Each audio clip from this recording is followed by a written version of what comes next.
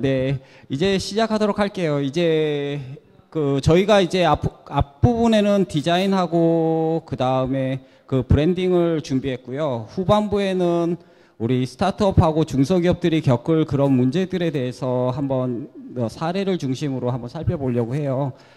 첫 번째로 진행할 거는 저희가 사례를 통해 보는 전략적 개발 양산 상품화인데요. 저희 보시는 여기 계신 이 시설이 메이커스페이스 G캠프라는 곳이고, 이곳에는 기술자가 전기전자, 기구설계, CNC 가공 뭐 이렇게 해가지고 저희가 9분 계세요. 그래서 여러분들의 시제품을 도와주는 그런 곳이고, 그곳을 저희와 함께 파트너사로서 참여하고 계신 기업이 테크노니아세요. 그 테크노니아는 스타트업들하고 이렇게 많이 활동을 하고 계시고요. 중소기업들하고요. 중소기업 스타트업들하고 많이 활동을 하고 계시고, 심천의 양산공장, 조립 공장도 운영하고 계셔서 여러분들을 실질적으로 양산을 해야 될 때 많은 도움을 주실 수 있을 것 같고, 하기 전에 이렇게 준비했으면 좋겠다라고 하는 내용을 해주실 거예요. 저희 성원영 대표님을 박수로 맞아주시기 바랍니다. 네, 안녕하세요. 방금 소개받은 테크노니아라는 회사의 대표를 맡고 있는 성원용입니다. 저희 회사는 여기 저쪽 구로 디지털 단지 쪽에 한신 IT 타워라는 곳에 위치하고 있고요. 제가 회사를 시작한 지 한 거의 20년 이제 돼가지고 이렇게 하고 있습니다. 뒤에 이제 간단하게 저희 회사 얘기 나오는데, 저희 회사는 기술 기반의 회사로 시작해서 지금 제품을 계속 저 자체적으로도 만들어 왔고, 최근에 이제 IoT라는 분야 쪽으로 한 4, 5년 전부터 계속 활동을 하고 있는데, 뭐 사실은 IoT라는 분야가 따로 있는 건 아닙니다. 저희 세상에 다 인터넷 같다, 모바일 같다 하듯이 이제 IoT로 온 건데요. 이제 IoT가 오면 이제 디바이스들도 이제 통신을 하고 이렇게 되기 때문에 좀 더 이제 다양한 이슈들이 생겨나고, 또 다른 거는 이제 그전에는 이제 IT 기기, 뭐 모바일 기기 이렇게 별도로 카테고리가 있었다 그러면, IoT에 오면은 각 현장에서, 그러니까 IoT의 띵스, 인터넷 오브 띵스의 그 띵스가 결국은 우리가 살고 있는 현장이잖아요. 그러면 제가 이제 그러니까 제가 이렇게 일을 하게 되는 그 일들도 무슨 뭐 건축부터 시작해서 무슨 뭐 패션으로 갔다가 뭐 굉장히 다양해지고 있어요. 의료도 갔다. 그래서 그 띵스에 해당하는 현장의 기술을, 그 현실을 잘 아시는 분들이 실제로 IoT라는 IT 기술을 접목해서 제품을 만들려고 했을 때 저희가 그거를 이렇게 같이 이네이블링 해주는, 이네이블러 역할을 해주는 그런 비즈니스로 저희가 변했어요. 그러니까 그전에는 저희가 자체적으로 저희 회사 내에서 기획하고 개발하고 생산해서 판매까지 다 했는데, 이제는 저희가 뭐 알 수 있는 영역들은 저희 이제 IT나 뭐 이런 쪽이니까 그런 외에, 그러니까 뒤에 이제 그 예가 나옵니다만은 이제 그런 부분들로 해서 저는 이제 굉장히 이제 스타트업들을 포함해서, 그러니까 남의 회사랑 같이 일하는 거에 되게 관심이 많고 같이 하려고 노력을 하고 있습니다. 그게 첫 번째고요. 두 번째는 이제 이 SBA 여기 지금 G캠프나 뭐 이런 데 통해서 여러 이제 회사들하고 소개받고 일하고 또 상담도 해드리고 이렇게 하는 일들을 하고 있는 과정에서 이제 제가 느끼는 것들을 좀 종합적으로 정리해서 이런 기회에 발표를 드리면서 조금이라도 이제 시행착오가 적기를 기대하고 이렇게 말씀을 드립니다. 그래서 제가 이렇게 오픈 세미나 같은 거 하면 사실 앉아 계시는 여러분들 몇몇이 어떤 백그라운드와 어떤 사실은 사전 지식이라든가 아니면 뭘 지금 하시고 싶어 하시거나 하시는지 모르기 때문에 굉장히 어렵습니다. 그래서 그 저를 도와주시는 길은 중간에 다양하게 리액션을 해주시면 됩니다. 마음에 안 드시면 찡그리기도 하시고, 질문도 중간에 하시고, 그건 아니까 그만두자 뭐 이렇게 얘기해 주시면 제가 도움이 될 것 같습니다. 제가 이 시간 세 번째 자리인데 제가 조금 앞에 하시는 분들도 궁금하기도 하고, 어떤 때는 제가 앞에 하신 분들이 한 말을 또 할 수도 있기 때문에 와서 일부러 좀 이렇게 들어봤어요. 근데 듣기는 되게 잘한 것 같긴 해요. 한 2시간 동안 머리가 무겁게 열심히 공부했는데, 제 2시간 동안 듣고 나서 이제 제 마음속의 결론은 뭐였냐면, 역시 저거는 내가 할 일은 아니고 딴 사람 시켜야겠다. 전문가랑 일을 해야겠다. 제가 오늘 드리고 싶은 말씀의 주제도 그겁니다. 전문가를 잘 활용해야 된다라는 말씀이고요. 근데 전문가를 잘 활용하려고 그러면 예를 들면 이런 거죠. 변호사를 불렀어요. 그럼 변호사가 제 문제를 다 해결해 주나요? 해결해 주지 않습니다. 제가 그 변호사가 그 전문가의 법률적인 지식을 갖고 제 문제를 해결할 수 있도록 제 상황을 기가 막히게 기술을 해줘야 되거든요. 여러분들이 특허 출원하려고 변리사를 가보세요. 그럼 변리사한테 내 모든 걸 이해시켜줘야 변리사가 출원장 써주거든요. 결국은 전문가한테 일을 맡기더라도 내가 내 상황에 대한 판단이라든가 내가 어디서부터 어디까지에 대한 이 리콰이어먼트라든가 그리고 상대방이 하는 일에 대한 대체적인 감은 갖고 있으셔야 돼요. 그런 의미에서 오늘 이렇게 강의 들으신 게 도움이 되셨을 거라고 생각하고 제가 드리는 말씀도 일을 하실 때 과연 우리 이제 특히 이제 이렇게 스타트업이나 아니면 개인이 창업하신다고 할 때 제가 모든 걸 다 할 수는 없습니다. 그러면 그 중에서 내가 할 일과 남한테 시킬 일을 구분을 하셔야 되는데 그 구분은 굉장히 간단하죠. 우리 회사의 핵심 역량이 되는 부분을 내가 해야 되고 핵심 역량이 아닌 나머지 모두는 아웃소싱을 하는 것이 경제적입니다. 근데 이걸 가끔 바꿔서 생각하시거나 자기가 흥미로 따라가시는 분들이 의외로 많습니다. 내가 이제 오늘 아까 아노다이징 배웠으니까 아노다이징을 한번 기필코 써버리라 이러시는 분들이 생각보다 많아요. 제가 농담으로 말씀드린 것 같지만 그렇지 않습니다. 오늘 이제 시작하기 전에 공유경제라는 말이 많이 있습니다. 그래서 제가 오늘 하기 전에 이런 생각을 좀 많이 해봤어요. 이건 이제 서울시에 이제 공유경제 사이트 가면 있는 건데 공유경제를 정의를 이렇게 해놨어요. 그래서 이제 환경이라든가 아니면 이렇게 뭐라 그러죠 그 커뮤니티라든가 아니면 선명한 소비자 생활을 하기 위해서 여러 가지 것들을 나누는 것들 그게 공유경제죠. 그래서 여러분 잘 아시는 것처럼 물건을 공유하는 게 있고 뭐 교통을 공유하는 게 있고 지식을 공유하는 게 있고 장소를 공유하는 게 있죠. 예. 근데 공유경제의 제일 핵심은 뭐냐면 그러니까 여러분들 어떻게 생각하는지 모르지만 제가 생각할 때는 결국 그거죠. 그러니까 무슨 사회적 기업 해갖고 뭐 이렇게 굉장히 거창한 거 말고 저같이 이제 장사꾼 위주의 사고라는 사람 입장에서 보면 저거를 굳이 내가 한 번 쓰거나 아니면 한 달에 한 번 정도 쓰는데 굳이 내가 그거를 소유하고 그거 임대료를 내거나 소유하거나 할 필요 없다는 거잖아요. 차량 공유도 마찬가지지 않습니까? 우버 같은 차량 공유도 마찬가지죠. 내가 1시간만 차를 타고 갈 거리를 위해서 24시간 렌트하는 거는 이거 손해다 이거잖아요. 그게 이제 공유 경제고 저희가 이제 스타트업들이 일을 하거나 창업 경제에도 이 공유 경제의 영향들이 되게 많이 들어오기 시작한 건데 제일 대표적인 게 이제 위워크를 포함한 공유 오피스지 않습니까? 그럼 그거 사실은 뭐 저 개인적으로는 뭐 그렇게 좋게 보진 않지만 어쨌든 저것도 컨셉은 어쨌든 내가 모든 거를 다 뭐 긴 시간 임대하거나 소유하지 않고 그냥 내가 필요한 만큼만 쓰자 이런 거고 최근에 이제 여기 보시면 요 표가 잘 안 보이실 것 같은데 부엌의 종말 뭐 이런 말 많이 들어보셨을 거라고 혹시 들어보셨어요? 부엌의 종말?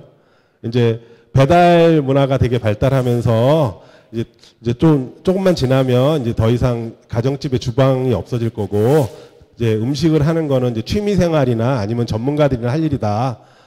저는 일리가 있다고 생각하고 굉장히 좋은 그래서 우리 집 부엌은 어떻게 없을까? 그래서 저희는 이번에 전기밥솥이 고장 났는데 밥솥을 안 샀어요 새로 그냥 햇반으로 먹기로 결정을 하고 한번 해보고 있어요. 과연 이게 근데 이제 그래서 이제 그 배달 문화가 발달하면서 나온 게 이제 공유 키친이잖아요. 공유 주방. 예. 그래서 제가 이런 말씀을 쭉 드리는 이유는 뭐냐면 제가 뭐 공유경제 전도사도 아니고 제가 최근에 제일 고민하고 있는 게 뭐냐면 공유 공장이라는 게 가능한 얘기일까라는 생각을 해봤어요. 그래서 제가 부지런히 찾아봤습니다. 예. 근데 실제로 예는 많지 않더라고요. 예. 예 중에서 우리 주변에 있는 것 중에 여기 성수에 있는 무슨 그 공간인데 여기는 이렇게 음식을 제조하는 회사 몇이서 아까 공유 주방보다는 조금 더 큰 규모로 하고 있는 게 이제 있긴 있더라고요. 그리고 이거는 일본의 그 팩토리 쉐어링이라고 구글링을 해보니까 일본 쪽에 무슨 사이트가 나오더라고요. 예, 근데 거기 보니까 그래서 제가 쭉 읽어봤어요. 봤더니 공장에서 뭔가를 쉐어링 한다고 그러는데 이 컨셉은 사실은 어떤 컨셉이냐면 공장에 있는 설비들을 예를 들면 계측기 아니면 아까 뭐 아노다이징 장비 무슨 장비 이런 장비 많잖아요. 한 수억짜리 사놓고 1년에 한 번 써요. 그러면 가지신 분도 아깝잖아요. 그럼 가지신 분 입장에서는 빌려주고 안 가지신 분 입장에서는 빌려 쓰고. 그래서 이거는 사실은 설비나 장비의 뭐 중고시장 내지는 대여 이런 컨셉으로 많이 아직 일본에서는 그렇게 가고 있더라고요. 우리나라는 사실 이게 공공의 영역에서 아까 우리 질문도 하셨지만 공공의 영역에서 많이 하고 있는 일이죠. 그죠? 뭐 계측기 같은 거 빌려주기도 하고 제측을 대신하기도 하고 이런 게 있어요. 근데 그런 거 같고 그다음에 요 밑에 있는 그림은 제가 이름을 까먹었는데 제가 세계적인 회사인데 그 회사의 인도 공장인데 그 뭐 자동차 생산하던 거 뭐 생산하던 걸 하나 모아서 그 한 공장에다 다 몰아넣어 갖고 설비의 효율을 그러니까 설비 가동률을 높이기 위해서 이렇게 하는. 근데 이거는 그러니까 큰 그룹 예를 들면 우리나라로 치면은 뭐 삼성이나 LG가 모든 공장을 한 군데 모아가지고 뭐 이렇게 하자 이런 컨셉이에요. 그래서 사실은 아직까지는 공유공장이 제가 구글링에서 찾은 거로는 제 마음에 썩 드는 그런 건 없었어요. 홍콩에서 되게 재밌는 걸 발견했는데 이게 저 광동말로는 제가 기억이 안 나고 저 중국 그 대륙말로 허창 그러니까 합작 공장 뭐 이런 느낌 같이 하는 공장 이런 느낌이죠. 예. 근데 이거는 사회적 기업으로 돼 있더라고요. 그러면서 이거 기사를 보시면 홍콩 코워킹 팩토리 aims to lift women out of poverty. 그러니까 그 직업이 없고 이렇게 곤란한 있는 여성들에게 뭔가 가난으로 벗어나게 하기 위해서 이 공장을 마련해서 여기 와서 일하게. 근데 이 공장은 여기 그림에서 보는 것처럼 주로 그 봉제 이렇게 옷 이런 쪽이에요. 이제 근데 이건 우리나라도 지금 서울시나 이런 데서도 좀 많이 하고 있는 건데 저쪽 창신동이나 이런 데다가 이렇게 봉제 공장들 모아서 그 공동 공장 이런 거 많이 지금 하고 있거든요. 근데 그거를 조금 이제 이런 민간 기업이 나서 가지고 코워킹 팩터리를 만들어서 이렇게 하고 있는 겁니다. 근데 제가 생각하는 공유 공장은 그런 게 아니라 우리나라의 스타트업들 여기 있는 여러분들 중에서 또 몇몇 분들이 지금 물건을 만드시거나 만들고 싶은 분들에게 있어서 공유 공장이라는 것이 과연 어떤 것이고 어떻게 다가가야 될 것인가에 대해서 쭉 생각을 해보고 있습니다. 근데 공유 공장이라고 했을 때 제가 이제 제 주변에 그 사람들한테 쭉 물어봤어요. 그랬을 때 제일 먼저 컨셉을 정리해야 될 게 우리 공장은 이미 생산은 이미 OEM, ODM 개념이라는 게 있거든요. 예. 그 여기 대표적인 게 그 삼성이 지금 뭐 비메모리 한다 그래서 아이고 죄송합니다. 비메모리 한다 그래서 여기 그 삼성 파운드리 서비스 하는 거 그거의 가장 강력한 경쟁자이며 세계 1위 하고 있는 TSMC 이런 데는 반도체 그 장비를 가지고 설계만 하는 회사의 반도체를 찍어주는 일을 하고 있고 이 그림은 꼭 사진 찍어놓으니까 꼭 치킨 공장 같은데 그게 아니고 그 유명한 팍스콘 사진 중에 하나인데요. 팍스콘에서 애플도 생산하고 어디도 생산하고 있잖아요. 이런 거에 대비해서는 어떠냐? 실제로 여러분들이 만약에 생산을 하게 돼서 뭐 중국 공장이냐 한국 공장이냐 했을 때 사실은 작은 규모의 OEM이나 ODM을 하게 되는 셈이거든요. 근데 이제 이 OEM이나 ODM은 사실은 제가 일부러 이렇게 했지만 원래 컨셉 자체가 대량으로 생산하는 그러니까 단위가 뭐 우리처럼 뭐 1000개 이런 게 아니라 억개 뭐 이 정도 수준의 생산을 하지 않으면 서로가 윈윈하기 되게 쉽지 않아요. 그러니까 여러분들이 중국 공장이나 한국 공장을 외주해서 생산을 할 때 한 3000개, 2000개 이렇게 되면 여러분 입장에서 생각하는 것보다 비용이 많이 안 내려가고 또 그걸 수주받는 공장 입장에서도 큰 돈이 되지 않아요. 그래서 사실은 이게 되게 쉽지 않은 컨셉이고 또 하나는 거기다 갖다 주는 예를 들면 여기 애플, 그다음에 여기 같으면은 예를 들면 뭐 인텔이라든가 뭐 퀄컴이라든가 이런 회사들 되겠죠. 이런 회사들 같으면은 기술력이 내부에 충만한 거죠. 그래서 내가 다 설계하고 다 만들어 놓고 그냥 찍어만 주세요. 이런 컨셉으로 여기다 갖다 주는 거거든요. 근데 물론 얘네들이 또 기술이 있어요. 제조 기술이라든가 이런 게 있긴 있겠지만 근데 우리는 그렇지 않잖아요. 우리는 사실은 그런 개발 자체도 사실은 저희가 역량이 안 되잖아요. 우리가 다 해줬으니까 이거 생산만 해주세요가 아니라 사실은 뒤에 제가 설명드리겠지만 좀 더 많은 지식들을 도움을 받기를 원하기 때문에 이 모델은 그러니까 우리가 전통적으로 생각하는 OEM, ODM 모델에 맡겨서 하는 모델로는 적합하지 않다라는 거예요. 그래서 제가 찾다가 우리나라에 엄청나게 성공한 사례가 하나 있더라고요. 바로 화장품 업계에서는 이미 성공 사례가 있는 거예요. 우리 요새 그 일본 문제 때문에 유명한 저 회사부터 포함해서 우리나라에 굉장히 많은 화장품 브랜드가 있고 그게 되게 장사가 잘 되고 또 동남아나 중국 같은 데 이제 한류 붐 타고 많이 팔고 있잖아요. 그 많은 화장품 회사가 다 화장품 라인 갖고 있지 않은 거는 다 아시는 거잖아요. 그죠? 예. 그러면 그거를 대신 생산하는 회사들이 이런 회사들이죠. 예. 어마어마한 규모의 회사들이에요. 사실은 알고 보면 나중에 이제 한번 혹시 모르시는 분들은 한번 구글링 해보시면 깜짝 놀랄 정도로 큰 회사거든요. 근데 저 회사들이 화장품을 하겠다는 그런 스타트업이라든가 작은 회사에게 무엇을 주냔 말이죠. 단순히 생산 설비를 주거나 생산을 대행하느냐? 그렇지 않습니다. 핵심은 어디에 있냐면 이런 거에 있는 거예요. 예, 화장품을 개발하는 과정에서 무지무지한 테스트라든가 시행착오가 겪어지잖아요. 예, 그런 부분들. 그 다음에 생산하고 나서도 QC, QA, 그렇게 해서 문제를 해서 다시 문제점 해결 이런 능력 있잖아요. 이런 것들을 이 회사에 있는 설비와 인력이 받쳐주기 때문에 내가 아이디어라든가 브랜드라든가 디자인만 가지신 분이 나는 이러이런 컨셉의 화장품을 만들어야겠어 라고 이 사람을 찾아가면 나머지 문제는 다 해결해 주는 거거든요. 그러니까 작은 규모의 화장품 회사들이 나와서 자기 나름의 특성을 갖고 경쟁을 할 수 있는 거죠. 그래서 단순히 공유 공장이라는 것이 생산 설비나 생산을 대신해 주는 것이 아니다. 그럼 무엇이냐? 결국은 그 물건을 만들기 위해서 필요한 여러 가지 노하우와 인력과 설비를 다 포함하는 우리 여기 혹시 소프트웨어 엔지니어 계시면 오브젝트 오리엔티드 개념이라고 생각하시면 돼요. 큰 덩어리가 있고 거기다가 내가 어떤 미션을 주고 상대를 하면 그 사람들이 알아서 그 안에서 움직여주는 그런 느낌이 돼야 된다고 생각을 하는 거예요. 그래서 저는 이제 그런 생각을 했어요. 제가 일하고 있는 IoT 분야나 모바일 분야나 이런 웨어러블 분야 이런 분야에 이런 느낌의 것이 된다 그러면 그럼 그거는 우리가 공유 공장이라고 부를 수 있지 않을까. 현재 지금 제가 이제 디벨로핑 하고 있는 생각입니다. 그래서 찾다 보니까 일본에서 이런 게 있더라고요. 예. 그 진짜 백이 공유 공장이 되면 어떻게 될까 막 고민하다가 보니까 이게 일본에서 나온 TV 보도인데 그거를 KBS가 받아서 다시 보도한 거예요. 여기 아키하바라에 그런 것들이 생겼다고 그러더라고요. 근데 이거는 약간 민간 차원에서 생겼어요. 일본에서는. 그래서 여기 가면은 여기 요거죠. 개발자 지원하는 공장 딸린 공유 사무실이 있더라. 여기 가면은 여기랑 굉장히 비슷한 공간이 있는데 거기에 소프트웨어 엔지니어도 있고 기획자도 있고 다 있어서 거기 가서 내가 공유 사무실 책상 하나 놓고 거기서 일을 시작하면 나머지 부분들이 같이 이렇게 협력하면서 일을 하게 된다.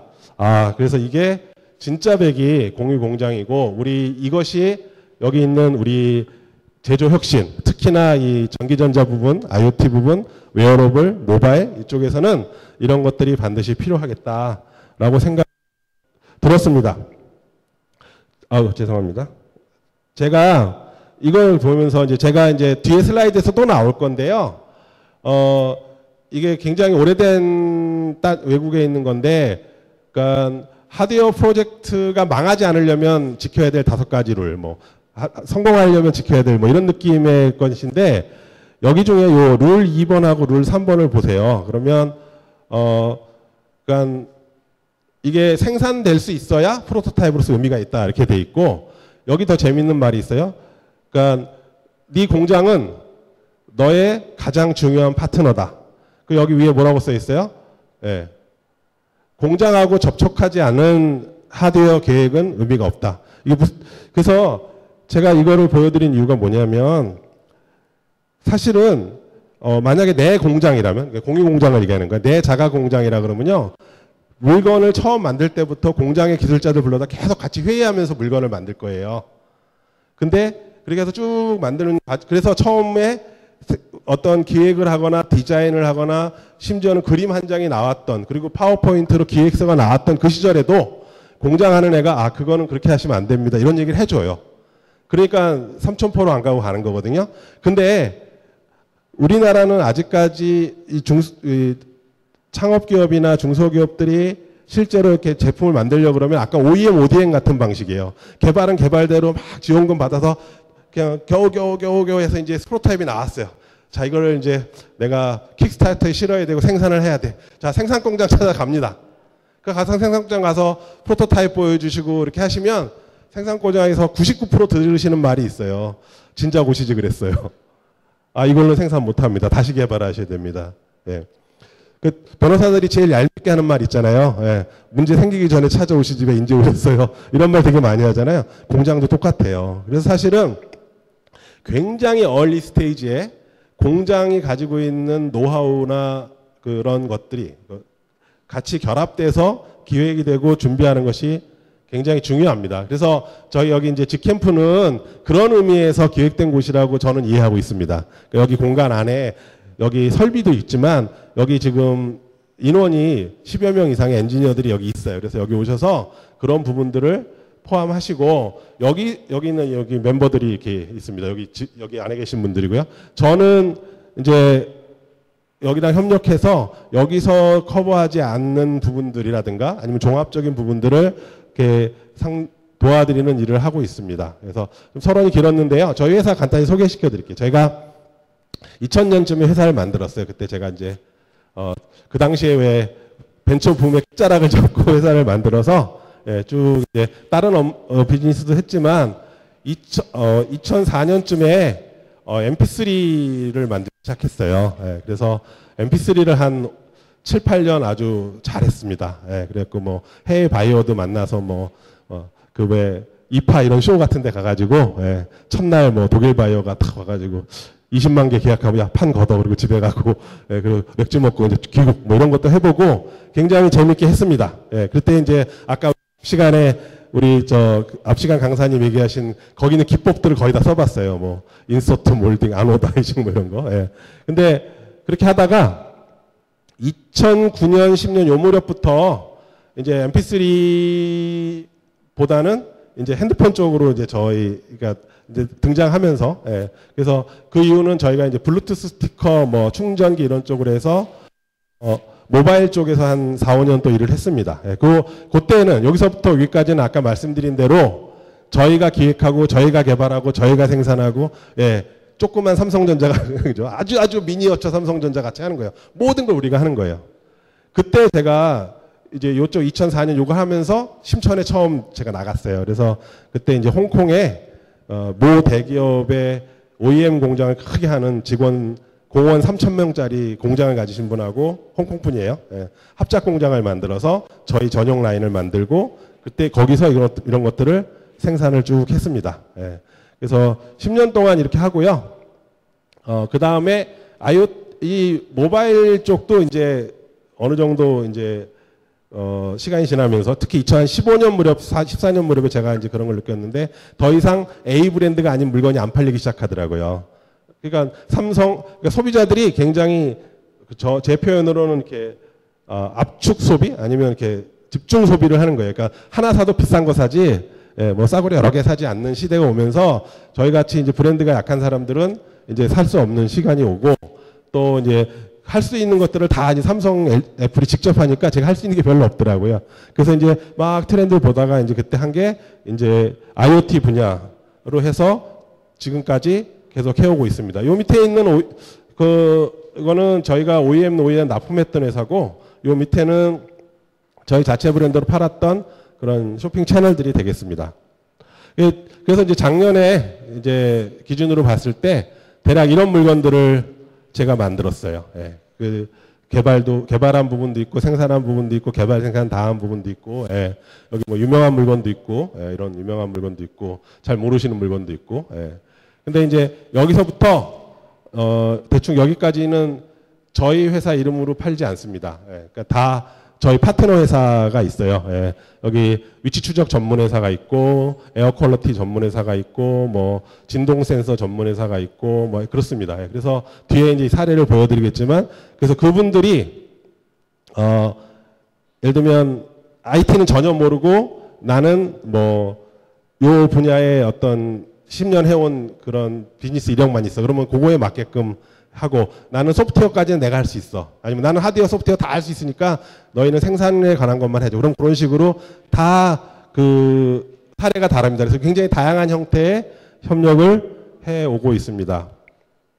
그래서 이제 저기 이제 오늘 오전에도 여기 대표님 제가 만나서 미팅하고 왔는데 이 2017년 11월에 여기 대표님이 오셔가지고 그 기계공학을 전공하신 분이에요. 예, 그래가지고 그 어떤 비즈니스 모델이냐면 이런 매장 같은 데에다가 온도 습도를 잘 재가지고 에어컨을 잘 컨트롤해서 그걸로 전기세가 절약이 되면 그 전기세 일부를 비즈니스 모델, 그러니까 쉐어링하는 그런 비즈니스 모델을 가지고 계신 분인데 그 뭐 어떻게 개발하는 거에 원래 이제 IT 쪽은 전혀 모르시고 예, 그래서 저희가 뭐 아이고 죄송합니다.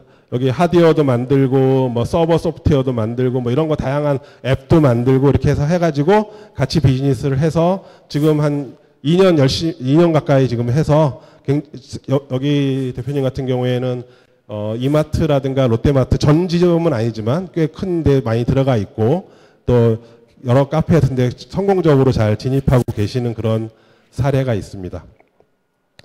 제가 이거를 정리를 해봤어요. 그 제품 개발이나 양산 하드웨어에 필요할 때 여러분들이 고민해야 될 게 뭐가 있느냐 이렇게 보니까 이 정도예요. 예, 그러면 뭐 소프트웨어 프로그램, 뭐 테스트, 전자 부품, PCB랑 PCB 조립, 아까 이제 기구 중에 일부에 아마 아까 같은 그런 외관 뭐 이런 게 있을 수 있고요. 예, 그 다음에 제품을 이제 총 조립할 때 해야 생각할 거 포장.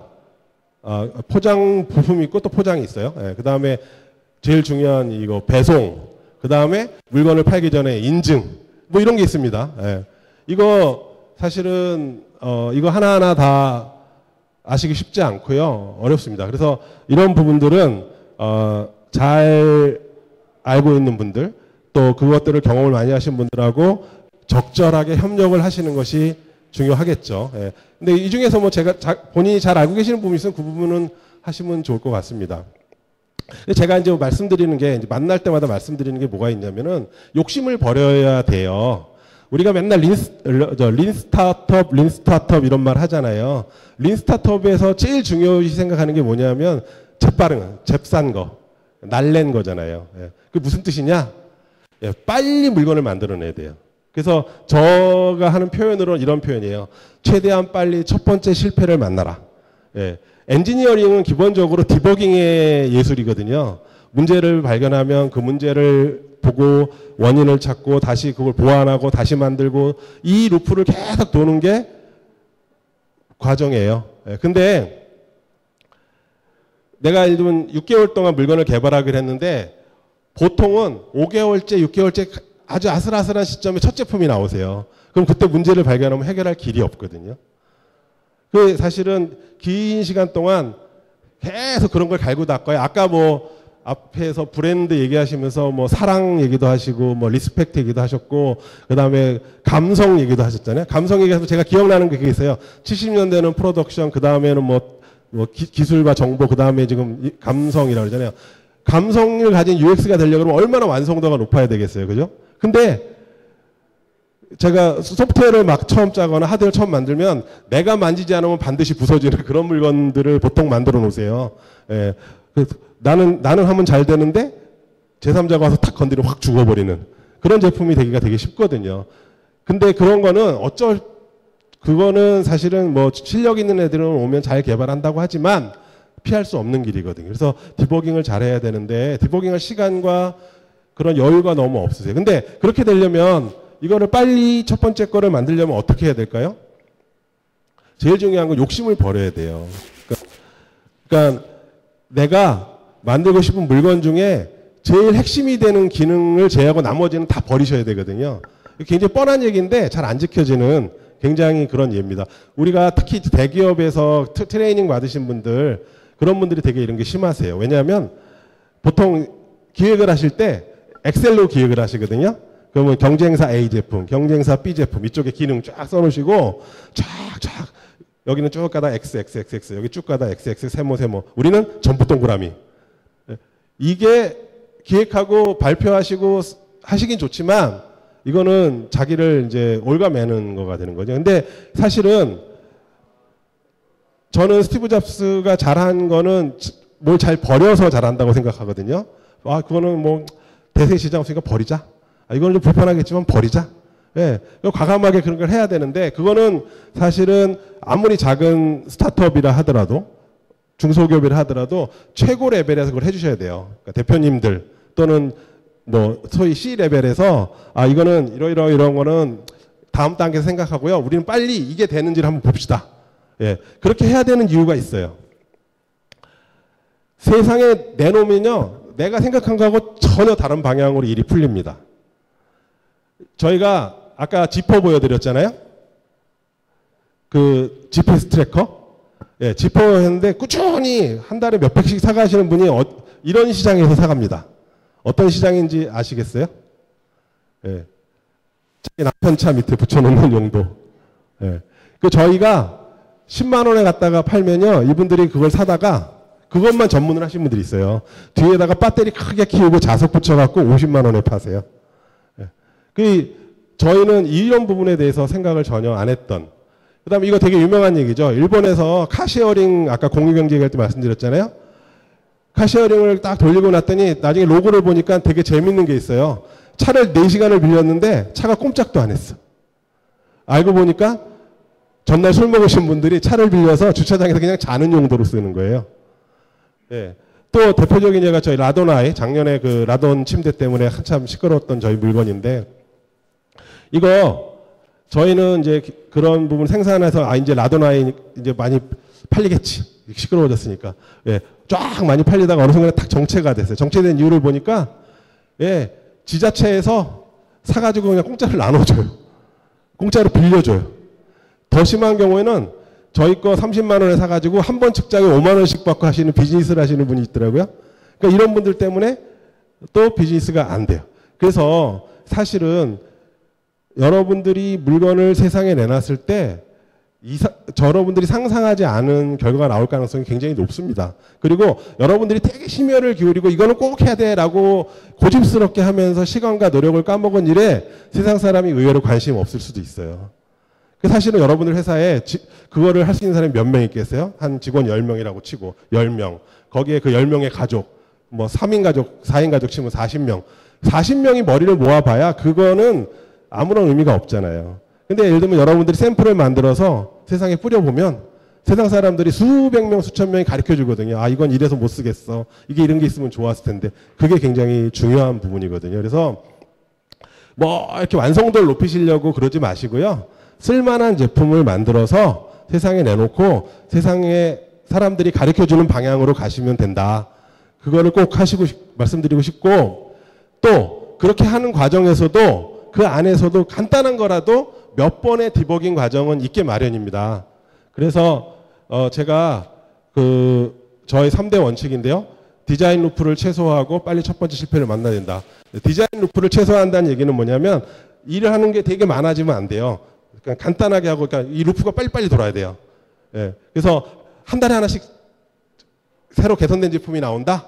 그러면 훨씬 더 심혈을 기울여서 2바퀴 도는 것보다 6바퀴 도는 게 훨씬 더 좋은 제품이 될 가능성이 많습니다. 그렇게 하려면 아까 말씀드린 대로 핵심에만 집중하셔야 되고요. 그 다음에 제일 중요한 게 또 이게 하나 있습니다.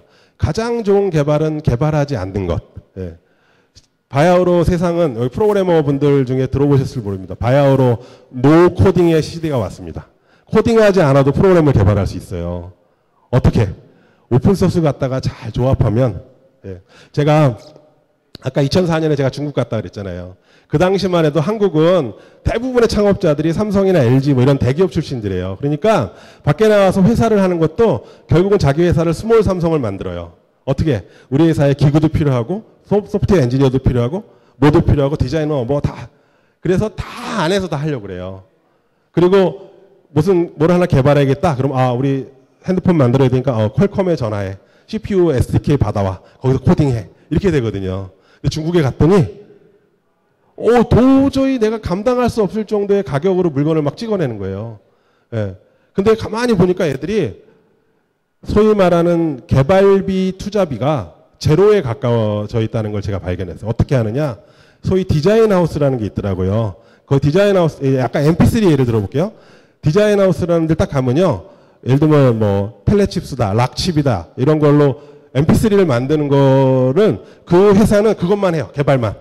그 회사한테 가면은 내가 메모리 얼마에 LCD 얼마에 이렇게 사양을 쭉 불러주면 자기가 개발한 걸 그냥 줘요. 심지어는 내가 원하면 PCB째 줘요. 저는 그냥 뚜껑만 닫고 밖에 케이스만 만들면 될 정도예요. 예.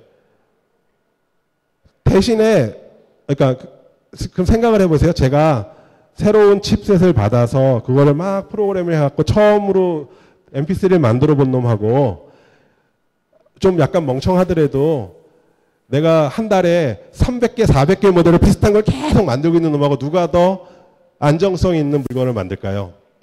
당연히 이쪽이 윈이죠. 근데 이제 단점은 있어요. 왜냐하면 나만의 독특한 이상한 기능을 넣고 싶을 때는 안 돼요.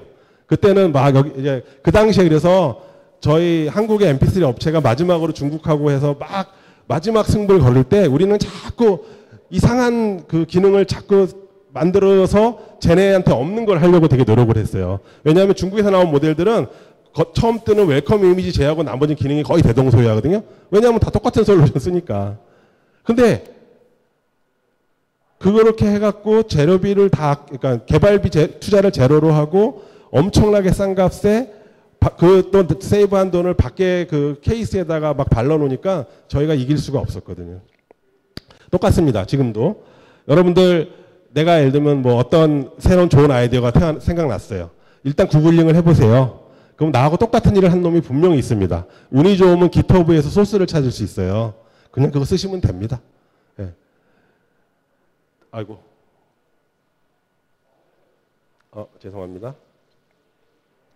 제가 그거를 개발하려고 사람을 고용하거나 내가 프로그램하거나 하시는 노력을 안 하시는 게 제일 좋습니다. 왜? 그 코드는요, 이미 수십만 명이 그 코드를 쓰면서 검증이 된 코드예요. 내가 천하 없는 엔지니어라도 내가 지금 짜는 코드는 나 혼자 내피셜로 짠 코드이기 때문에 무지무지한 테스트를 이제부터 해봐야 되는 코드예요. 그래서 오픈소스 갖다 썼다고 해서 절대로 낮은 수준의 개발이 아닙니다. 오히려 높은 수준의 개발입니다. 근데 엔지니어링의 요체는 다시 말씀드립니다. 엔지니어링의 요체는 어디 있습니까? 디버깅에 있어요. 오픈소스 A, B, C 합쳐놓고 그걸 돌리다 보면 또 다른 문제를 부딪히게 돼 있어요. 그거를 해결하는 거는 어차피 해야 됩니다. 그러면 처음에 바닥부터 원리를 구현하던 것들은 가능하면 있는 것 갖다 쓰고 실제로 제품화하는 과정에서 나오는 여러 가지 문제들에 더 많은 시간과 노력을 집중할 수 있다 그러면 여러분들이 원하는 높은 수준의 완성도의 물건을 만들 가능성이 되게 높겠죠. 근데 이 오픈소스가 소프트웨어뿐 아니라 하드웨어, 기구 여러 분야에도 다 그런 게 있습니다. 그래서 그 부분을 꼭 말씀드리고 싶었고요. 그 다음에 고민을 하실 때 내가 지금 어떤 단계에 있는가를 좀 한번 생각을 해보셨으면 좋겠어요. 이거는 중국의 시드 스튜디오라는 곳에 가면 이렇게 많이 쓰는 자료인데요. 우리는 지금 머릿속에서 지금 그리고 있거나 아니면 내 컨셉만 해주는 얼기설기 점퍼 날려서 만드는 프로토타입을 만들고 있다. 이 레벨이 있고요. 엔지니어링 샘플 하나 만드는 단계가 있고 아니면 처음으로 한 1000개 정도 만들어서 테스트하는 단계가 있고 정말로 이제 막 장사가 잘 돼서 수십만 개 찍는 단계가 있어요. 최소한 요 3단계는 구분을 해주셔야 돼요. 근데 그 3단계에서 각각 의사결정하는 거, 투입해야 될 리소스 다 다르시거든요. 근데 이거를 뒤섞어 놓으시면 굉장히 혼란한 일을 겪게 되세요. 막 아까 이제 이런 단계에서 뭐 저 뒷단에 양산을 하기 위해서 단가를 아끼기 위해서 뭘 해야 된다 이렇게 생각하시면 그러니까 아까 대표적인 얘기가 그거예요. 여러분 라즈베리 파이나 아두이노 그냥 갖다가 내 컨셉만 이렇게 해서 돌려보니까 내가 생각한 게 맞아. 사실 그 단계에서 이렇게 해야 되잖아요. 근데 이왕 할 건데 나중에 양산 단가 생각해서 내가 처음부터 ST 마이크로칩 가져다가 일일이 내 보드도 뜨고 이렇게 해야지. 이렇게 되면은 사실은 얘기가 복잡해지는 거죠. 여러분들이 만약에 어떤 회사에서 그 일만 10년째 하고 있고 내가 쓰던 게 있으면 그렇게 하셔도 돼요. 근데 내가 처음 해보는 분야를 그렇게 하시는 경우가 굉장히 많습니다. 그래서 의사 판단할 때 이게 단계별로 내가 어떤 단계에 있는지를 잘 생각해 보시면 되고요. 그래서 여기 이제 정리를 해보면 컨셉 단계, 미니멈 하드웨어 프로토타입 단계, 그 다음에 이제 펑셔널 프로토타입이 완성된 단계, 이제 양산을 이제 준비하기 위한 설계 단계, 첫 번째 양산을 하는 단계, 그 다음에 소비자한테 가는 단계. 이 단계별로 다 생각할 게 다르고요. 근데 여기서부터 여기까지 어떤 단계에서든지 두 가지를 잊으시면 안 돼요. 예. 우리 옛날 자두 노래에 대화가 중요해 그랬잖아요. 대화가 필요해인가? 하여튼 시장과 공장과의 대화를 끊임없이 하셔야 돼요. 시장과의 대화는 아까 그 앞부분 강의하실 때 그분들이 여러 가지 얘기하셨잖아요. 뭐 감성적인 거 알기 위해서 무슨 리서치 하시고 이런 것부터 시작해서 아니면 여러분들이 만든 프로토타입이나 여러분들 디자인을 집에 가서 저 같으면 저희 집사람이나 저희 애들한테 보여주는 행위도 시장에 대한 거거든요. 굉장히 다양한 방법으로 시장에 대해서 알려고 노력을 해야 되고 그거하고 거의 유사한 에너지를 공장에 있는 사람들로부터 그 사람들이 가진 노하우를 통해서 내 제품을 검증받으려고 노력을 하셔야 돼요. 그래서 공장에 부지런히 가셔서 얘기를 많이 하셔야 돼요. 그래서 아까 공유공장 같은 데 있으면 옆에 있으면 되게 좋겠죠. 근데 대부분은 이게 불행히도 잘 안 됩니다. 그래서 물건을 만들고 나서 그래서 아까 이거 5가지 룰을 제가 이거 자세하게 얘기하고 싶은 생각은 없고 보면 요 2개는 공장하고 대화해라. 요 3개는 시장과 대화해라. 이렇게 요약이 됩니다. 제가 저거 한글로 언해본 만들어 놨어요. 여기 보면 올바른 부품을 잘 선택해라.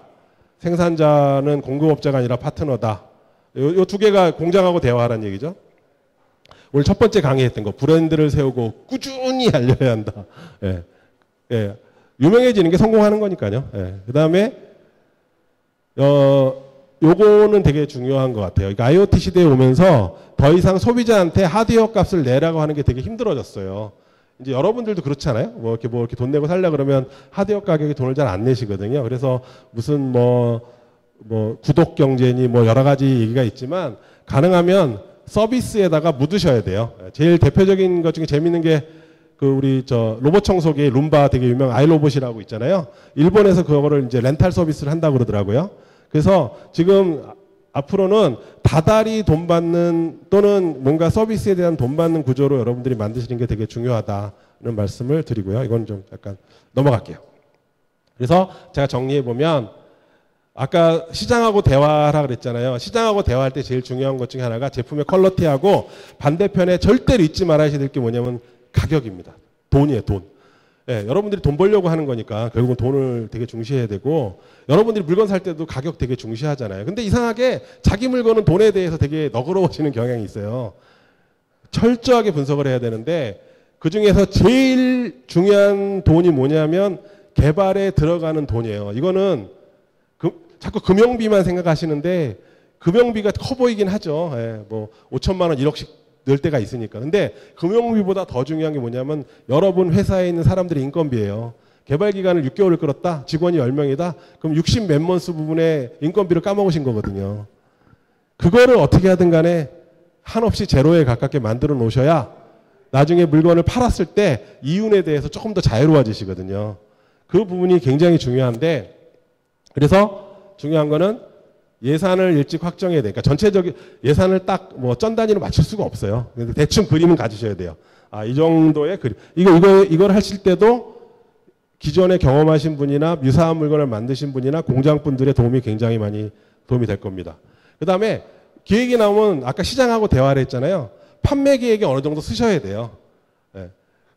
근데 이상하게 또 저는 이제 제가 공대 출신입니다만 공대 출신이 좀 빠지기 쉬운 함정 중에 하나가 내가 좋은 물건 만들면 세상 사람들이 나를 존경하고 사갈 거야 이런 오해를 하시는 분들이 많이 있습니다. 예. 근데 어떻게 파느냐 팔지 못하면 아무것도 소용이 없잖아요. 좋은 물건 안 팔린 물건 되게 많거든요. 근데 이 부분이 되게 어려워요 생각보다. 근데 어려우니까 자꾸 처음부터 고민을 하셔야 돼요. 예. 그래서 이거를 내가 처음에는 뭐 와디즈로 시작을 할까? 어디서부터 홍보할까? 아니면 내가 최종적으로는 이거는 결국 네이버 스토어에 올릴 거야. 뭐 이런 거 대충. 그러면 네이버 스토어에 올리실 거면 거기에 가격대라든가 이런 조사부터 시작을 하셔야 되겠죠.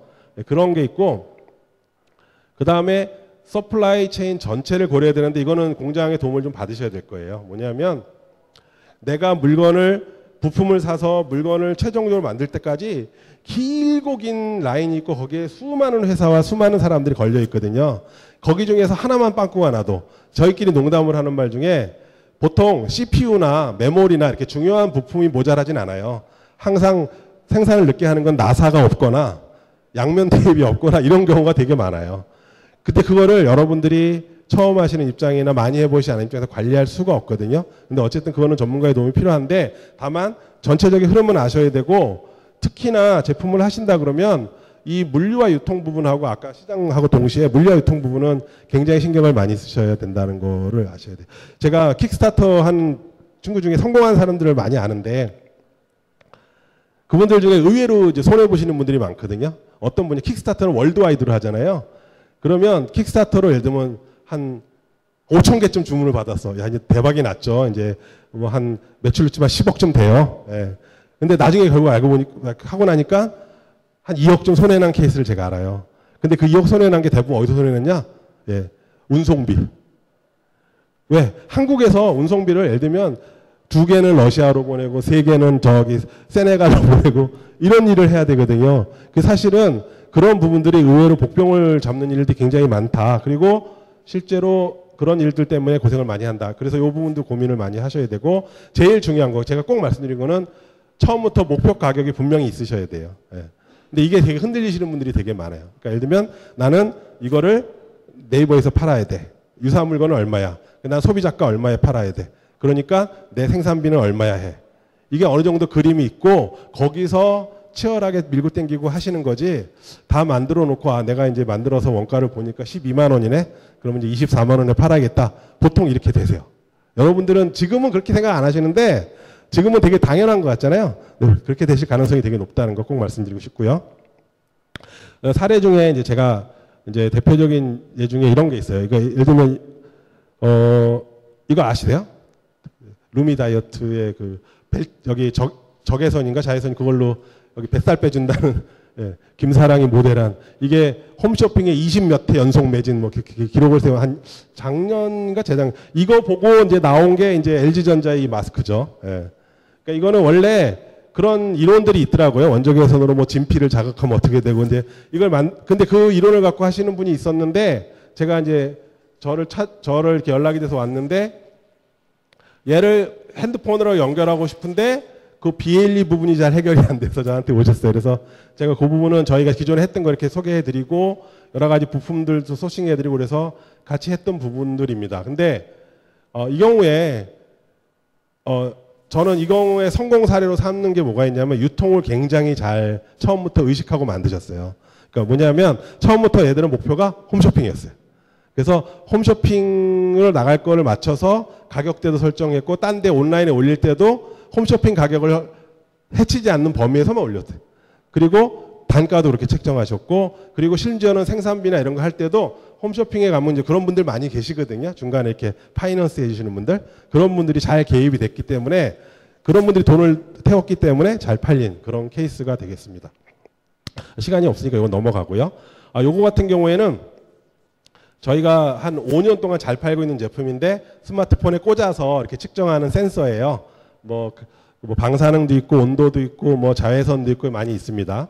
이거는 만드신 분들은 그 굉장히 유명한 요 라도나이 만든 굉장히 유명한 회사가 있어요. 그 물리학 박사님들이 사장 부사장 하시는 그 굉장히 유명한 회사인데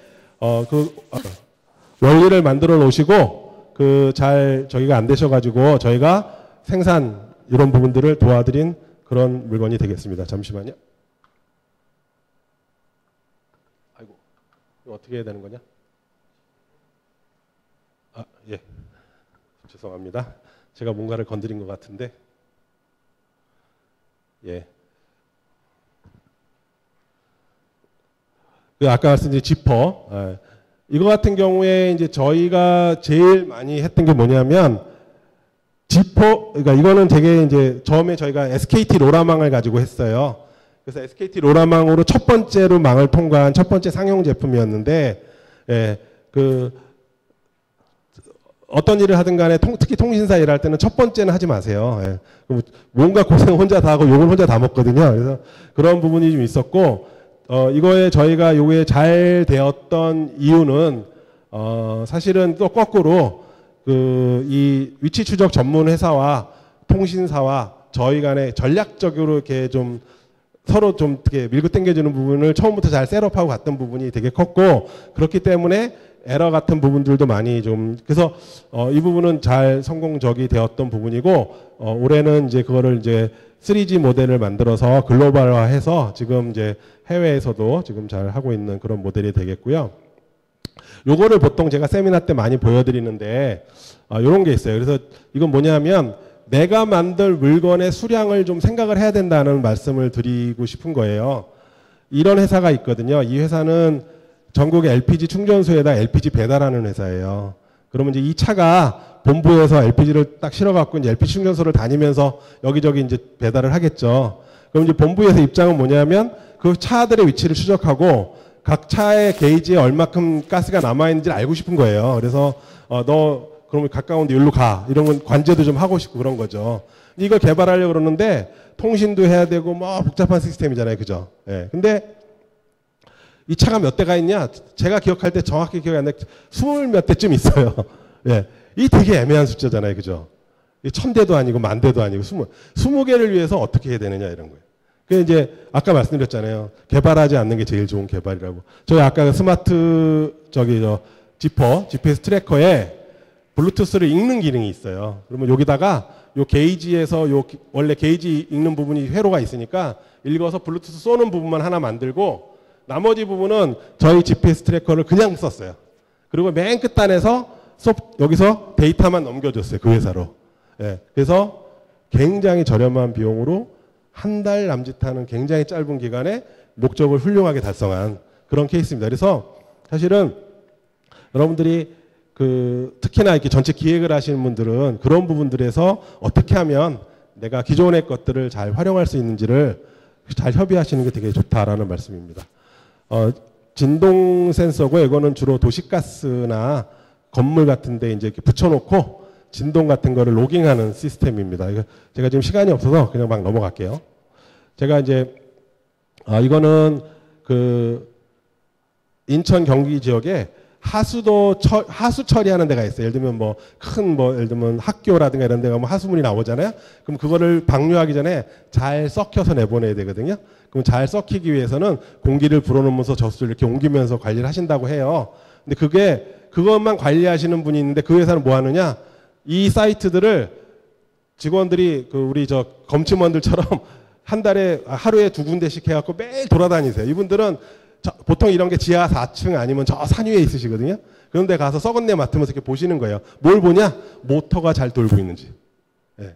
그래서 저희가 만든 거는 모터가 잘 돌고 있는지 거기다가 그 전류계를 측정을 해서 그 서버에 이렇게 모아가지고 모터를 보고 있고 하다 보니까 또 데이터가 모여서 어느 날 이상한 파형이 딱 잡혀가지고 야 이거 요즘 이상하다 가봐라 했더니 그 파이프가 구멍이 나 있더라. 이런 것도 그 고장도 진단할 수 있더라. 이런 얘기입니다. 아까 말씀드린 공기질 재는 거 이런 게 있고요. 오늘 제가 회의했던 내용이 뭐였냐면 공기질을 재는데 이 센서하고 이 센서하고 이 센서를 세 개를 옆에다 많이 놨어요. 근데 값이 다 달라. 심지어는 온도가 한 2도씩 차이가 나요. 그래서 이제 그쪽 사장님이 야 이거를 좀 해결해 주세요. 이거 불량 아닙니까? 이렇게 왔던 거예요. 이거는 어떻게 해야 되느냐? 보통 우리나라 이제 삼성, LG 옛날 전통 제조업으로 하면은 수익 검사를 잘해서 완전한 부품을 하고 보통 부품들이 이렇게 정규 분포상으로 이렇게 불량들이 존재하게 되니까 그래서 하고 나가기 전에 철저히 검사해서 검사 기준에 합격하는 것만 내보내고 이렇게 하거든요. 근데 조금 다른 어프로치도 있습니다. 제가 오늘 보여드리고 싶은 건 우리나라가 되게 돈 잘 벌고 있는 2개의 분야가 있죠. 디스플레이 그리고 플래시 메모리. 이 영역에 대해서 제가 재밌는 얘기들을 많이 듣고 있는데 중에 하나 뭐냐면 예를 들면 우리 OLED 같은 거 있잖아요. 큰 거. 딱 생산해서 옛날 같으면 이거 색깔이 여기가 좀 이렇게 흐리게 나와. 불량. 버리거든요. 예. 그 버리면 이제 그러니까 불량 난 데 나머지를 잘라서 작은 LCD로 파는 거예요. 예. 플래시도 마찬가지입니다. 수많은 바이트, 비트 중에 몇 개가 고장나면 버려야 돼요. 버리면 보통 이제 홍콩 애들이 주워다가 이제 재생품 만들죠. 근데 요즘에는 제가 재밌는 얘기 들었는데 여기 컨트롤러에 예를 들면 이런 거예요. 여기는 다 밝게 나오는데 여기가 좀 약간 덜 나와. 그럼 컨트롤러에서 여기는 좀 세게 하고 나머지는 약하게 해. 그렇다는 얘기는 뭐냐면 이 하나하나의 디스플레이가 다 다른 펌웨어를 갖고 있다는 거예요. 최소한 파라메타 수준에서는. 메모리도 마찬가지예요. 딱 했더니 32기가 중에 여기가 불량이 있거나 아슬아슬해. 그럼 그거를 보완하는 거를 이 안에 있는 컨트롤러에서 갖고 있는 거예요. 제가 여러분들 위해서 되게 이제 굉장히 그러니까 쉽게 설명하다 보니까 조금 비약이 있긴 한데 대충 그런 느낌입니다. 그 무슨 얘기냐? IoT나 센서나 혹시 이런 걸 하실 분들은 그러니까 센서의 정확도를 가지고 승부하려고 하시면 안 돼요. 절대 해결이 안 납니다, 그거는. 왜? 살 때마다 다르고요. 100개 사오면 100개가 다 달라요. 그럼 어떻게 해야 되느냐? 결국은 하드웨어는 건들지 마시고요. 서버로 다 데이터를 보내신 다음에 서버에서 그걸 캘리브레이션 하거나 약간 조정을 해주는 그런 로직을 만드시면 해결이 됩니다. 그게 지금 많이 생각을 해보셔야 될 부분. 그러니까 여러분들 중에서 혹시 제품 중에서 무언가를 재거나 무언가를 이렇게 하는 부분이 있는데 그 부분의 정밀도라든가 뭐 오차라든가 이런 게 문제가 된다 그러면 사고를 바꾸셔야 돼요. 그 부분을 꼭 오늘 좀 말씀드리고 싶었어요. 그래서 저희가 사실은 시간이 나면은 요 얘기를 좀 하고 싶었는데 저희가 이제 개발 사례로 이제 저희 원래 이런 제품이 있었다고 말씀드렸잖아요. 그 방사능 측정기가 있었고 이거는 휴대폰에 꼽는 타입이고 그 아이폰을 포함해서 이제 이어폰 잭이 사라지니까 저희가 블루투스 타입을 만들었어요. 그러다가 이제 이거를 최근에 이제 거치형으로 와이파이 타입으로 만들고 때 어떻게 될 거냐. 지금 저희가 지금 이 개발을 하고 있습니다. 이 개발을 하면서 제가 이 개발 로그를 좀 잘 정리해가지고 여러분들한테 얼마나 효율적으로 오픈소스를 써서 개발하는지 설명을 좀 드리고 싶은데, 예, 요거는 저희가 나중에 제가 다른 기회가 있을 때 올려놓거나 오픈소스 저희가 다음 강의할 때가 있으면 제가 조금 더 자세하고 재밌게 말씀을 드릴게요. 참고로 지금 이렇게 기획을 해가지고 스타트해서 이 구조를 짜고 서버를 아마존에다가 다 올리고 아마존에 있는 로긴 그 코그니토라고 합니다. 그거를 다 쓰고 앱을 다 만들어서 앱과 연동을 하고 디바이스는 디바이스대로 다 만들고 이게 정확하게 2달 만에 완료가 됐어요. 그래서 어떻게 그렇게 할 수 있는지에 대해서 다음에 기회가 있으면 말씀을 드리도록 하겠습니다. 특히 이제 하드웨어 할 때 제가 말씀드리는 것 중에 여러 가지가 있는데 지금 시간이 없으니까 제일 중요한 거라고 말씀드릴 건 뭐가 있냐면 요거예요. 예, 어차피 어느 수량 되기 전까지 단가에 신경 쓰지 마세요. 예, 그러니까 너무 단가에 민감하셔갖고요. 단가 때문에 막 공장도 고르시고 제품도 고르시고 그러는데 그 나중에 바꾸시면 되거든요. 처음에는 제일 중요한 건 뭐냐면 스피드와 퀄리티거든요. 예, 그래서 그 부분을 꼭 말씀드리고 싶고 그 다음에 단가가 낮으면 반드시 품질 걱정은 따라옵니다. 예, 여러분들 부품 싼 거 사시면요 반드시 재생품이 섞여 올 가능성이 높습니다. 예, 그런 부분들 좀 생각을 하셔서 처음 개발하고 처음에 초기까지는 조금 손해 보시더라도 단가에 손해 보시더라도 품질과 스피드를 중심으로 생각을 하시라는 말씀이고요. 예, 오늘 제가 드리고 싶은 말씀 중에서 이 뒤에는 저희 회사가 뭐 이런저런 능력이 있다라는 말씀이니까 일단 생각하고요. 제일 중요한 거는요. 돌아가신 우리 이민아 옛날 그 벤처 회장 회장님이 하신 말씀 중에 제가 제일 좋아하는 말 이겁니다.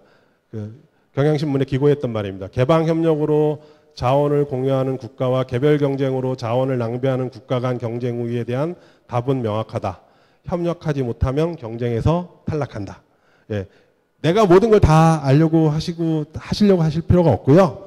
주변에 있는 사람들을 잘 이용하셔야 되고 그러려면 오픈마인드와 겸손한 마음이 되게 필요하다는 것을 꼭 말씀을 드리고 주변을 잘 보시면 좋은 기회가 많이 있을 거라는 말씀을 드리고 직캠프도 많이 이용해 주세요. 예, 이상 마치겠습니다. 감사합니다. 예, 중간에 공지 드리고요. 바로 시작해서 빨리 끝내도록 하겠습니다. 예, 혹시 저희 리플렛에 들어있는 저희 날마다 컨설팅 지원 사업에 지금 바로 신청하실 분들은 저쪽 지금 통로 쪽으로 들어가면 저희 센터 있거든요. 그 안쪽에 사무실 쪽으로 바로 접수를 신청해 주시면 되니까요. 예, 뭐 끝나시고 바로 저 통로 쪽으로 해서 들어오시면 됩니다. 잠시만요. 저희 셋업하는데 조금 시간 걸리거든요. 네, 화장실 갔다 오실 분은 갔다 오셔도 될 것 같습니다. 저쪽 건너편으로 오시라고 그러셨어요.